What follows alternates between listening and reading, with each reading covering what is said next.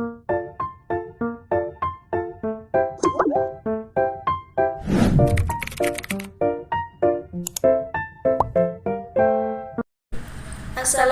warahmatullahi wabarakatuh. Perkenalkan, nama saya Eka Novita, absen 14. Saya Jenifin Agustin, absen 16. Di video kali ini kami akan menjelaskan tentang sejarah kejayaan Islam. Sejarah kejayaan Islam. Kali ini kita akan membahas tentang kejayaan Islam di dalam pembahasan mengenai masa kejayaan Islam. Kita bagi menjadi beberapa bagian. A. Periodisasi sejarah Islam. B. Masa kejayaan Islam. C. Tokoh-tokoh pada masa kejayaan Islam. D. Faktor pendukung kejayaan Islam. E. Bangunan bersejarah peninggalan masa kejayaan Islam. A. Periodisasi sejarah Islam ditinjau dari berbagai aspeknya membagi sejarah Islam ke dalam periode besar sebagai berikut. 1. Periode klasik. Pada tahun 650 sampai 1250, periode klasik merupakan periode kejayaan Islam yang dibagi ke dalam dua fase, yaitu A. Fase ekspansi dan integrasi pada tahun 650 sampai 1000 Masehi. B. Masa disintegrasi pada tahun 1000 sampai 1250 Masehi. 2. Periode pertengahan pada tahun 1250 sampai 1800. Periode pertengahan merupakan periode kemunduran Islam yang dibagi menjadi dua fase.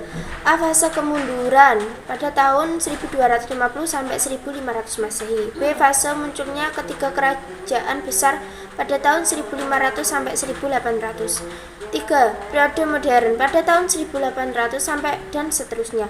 Periode modern merupakan periode kebangkitan umat Islam yang ditandai dengan munculnya para pembaharu Islam. B. Masa kejayaan Islam.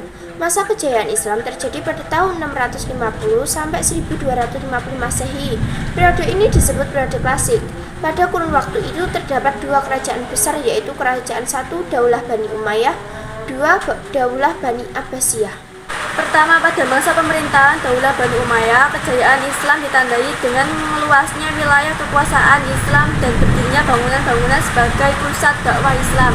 Ibu kota Umayyah periode 1 di Damaskus atau Syria, Umayyah periode 2 di Cordoba atau Spanyol.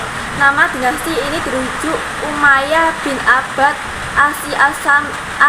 Asyams, kakek buyut dari khalifah pertama Bani Umayyah, yaitu Muawiyah bin Abu Sufyan. 2. Daulah Bani Abbasiyah. Kejayaan Islam pada masa ini ditandai dengan pesatnya perkembangan ilmu pengetahuan. Ibu kota Baghdad Bani Abbasiyah dirujuk kepada keturunan dari paman Nabi Muhammad yang termuda, yaitu Abbas bin Abdullah Muthalib. Khalifah pertamanya Khalifah Abu Abbas Al-Saffah. C. Tokoh-tokoh pada masa kejayaan Islam di bawah kepemimpinan Bani Umayyah dan Bani Abbasiyah. Islam mengalami masa kejayaannya. Hal ini ditandai dengan munculnya para ulama, para pemikir dan ilmuwan yang ahli dalam berbagai bidang, diantaranya tokoh pada masa kejayaan Islam. 1. Bidang filsafat Al-Kindi, Al-Farabi, Ibnu Rushd, Al-Ghazali, Ibnu Sina atau juga seorang dokter. 2. Bidang kedokteran Jabir bin Hayyan, bapak kimia, Hunain bin Isa ahli mata, Ibnu Sina bapak kedokteran modern, Ar-Razi ahli campak dan cacar. 3. Bidang matematika Umar bin Furqan, arsitek kota Baghdad, Al-Khawarizmi, penemu aljabar. Bidang astronomi Al-Farizi, penemu astro. 5. Bidang hadis Imam Bukhari, Imam Muslim, Ibnu Majah, Abu Daud, At-Tirmizi dan lain-lain. D. Faktor pendukung kejayaan Islam. 1. Faktor internal, yaitu A. Umat Islam selalu konsisten dan istiqomah pada ajaran Islam. B. Ajaran Islam sendiri mendorong umatnya untuk maju. C. Islam adalah rahmat seluruh alam. D. Islam adalah agama dakwah. E. Islam mengajarkan keseimbangan dalam menanggapi kehidupan duniawi dan ukhrawi. 2. Faktor eksternal, yaitu A. Terjadinya asimilasi antara bangsa Arab dan bangsa-bangsa yang lebih dahulu mengalami perkembangan dalam ilmu pengetahuan. B. Giatnya usaha penerjemahan kitab-kitab asing dalam perkembangan ilmu pengetahuan. 3. Faktor pemikiran ilmiah para ulama. A. Melaksanakan ajaran Al-Quran. B. Melaksanakan isi hadis. C. Mengembangkan ilmu agama dan ijtihad dan ilmu pengetahuan. E. Peninggalan sejarah Daulah Umayyah yaitu 1. Masjid Agung Umayyah di Damaskus, Suriah. 2. Masjid Kubah Batu di Yerusalem, Palestina. 3. Istana Alhambra di Granada, Spanyol. F. Peninggalan sejarah Daulah Abbasiyah yaitu 1. Bekas Istana Daulah Abbasiyah, Baghdad, Irak. 2. Al-Mustansiyah, universitas tertua peninggalan dinasti Abbasiyah di Irak. Berikut beberapa tokoh pada masa kerajaan Islam. 1. Ibnu Rusyid, tahun 520 sampai 595 Hijriah. Lahir di Cordova, Spanyol pada tahun 520 Hijriah dan wafat di Marrakesh atau Maroko pada tahun 595 Hijriah. Beliau menguasai ilmu fikih, ilmu kalam, sastra Arab, matematika, fisika, astronomi, kedokteran, dan filsafat.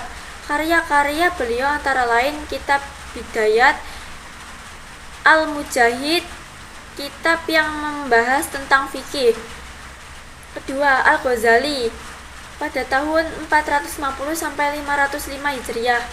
Nama lengkapnya Abu Hamid Al-Ghazali, lahir di desa Gozabah dekat Tus, Iran Utara pada tahun 450 Hijriah dan wafat pada tahun 505 Hijriah di Tus juga.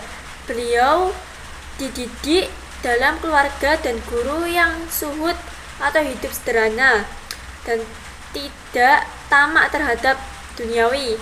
Di antara bukunya yang terkenal yaitu Ihya Ulumuddin, yakni membahas masalah-masalah ilmu akidah, ilmu ibadah, akhlak, dan tasawuf. Ketiga, Al-Kindi pada tahun 807 sampai 873 Masehi. Nama lengkapnya Yakub bin Ishaq Al-Kindi, lahir di Kufah pada tahun 805 Masehi dan wafat di Baghdad pada tahun 873 Masehi. Pakar di bidang filsafat, logika, astronomi, kedokteran, ilmu jiwa, politik, musik, dan matematika. Keempat, Al-Farabi 872 sampai 950 Masehi. Nama lengkapnya Abu Nasr Muhammad Ibnu Tarkan Ibnu Uslak Al-Farabi, lahir di Farabi, Pennsylvania pada tahun 872 Masehi dan wafat di Damsyik pada tahun 950 Masehi. Beliau keturunan Turki. Al-Farabi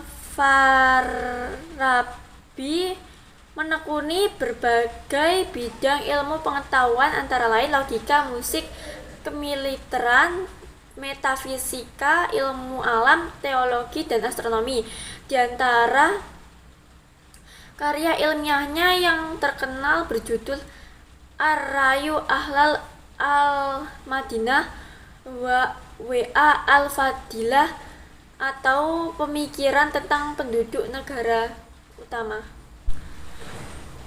Kelima, Ibnu Sina tahun 980 sampai 1307 Masehi.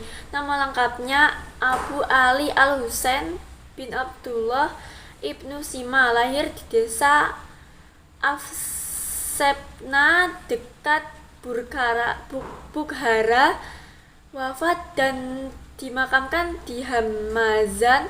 Beliau belajar bahasa Arab, geometri, fisika, logika, ilmu hukum Islam, teologi Islam, dan ilmu kedokteran pada usia 17 tahun.